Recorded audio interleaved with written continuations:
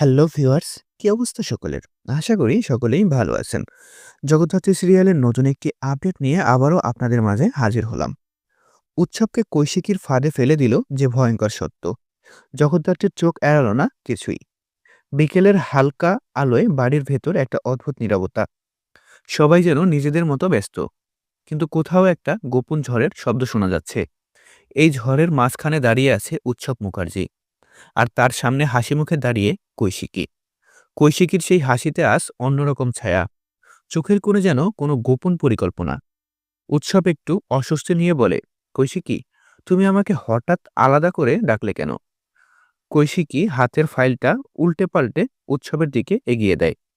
উৎসবটা, এটা আপনার অফিসের একটা গুরুত্বপূর্ণ পেপার, আপনি হারিয়ে ফেলেছিলেন তাই।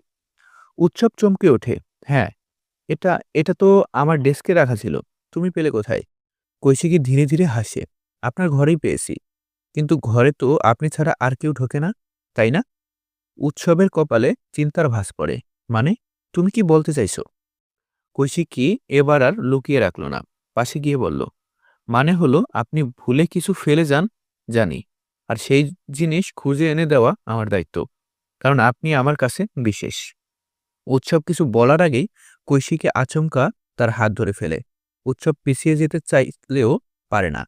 ঠিক তখনই দুজনের কথোপকথন দূর থেকে দেখে ফেলে জগদ্ধাত্রী। তার চোখে সন্দেহের রেখা। এমনভাবে উৎসবকে আটকানো, এমনভাবে তার ব্যক্তিগত কাগজপত্র পাওয়া, সবকিছুই অস্বাভাবিক। ধীরে ধীরে জগদ্ধাত্রী এগিয়ে আসে।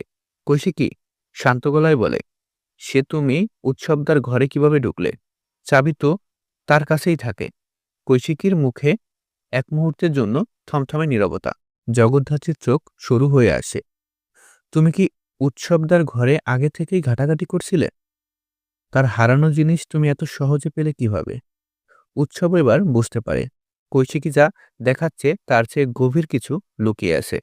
কৈশিকী গলা শুকিয়ে বলে, তুমি আবার কি ভুল বুঝতে চাইছো জগদ্ধাত্রী? জগদ্ধাত্রী ঠান্ডা কণ্ঠে বলে, ভুল আমি বুঝছি না, সত্যটা দেখি।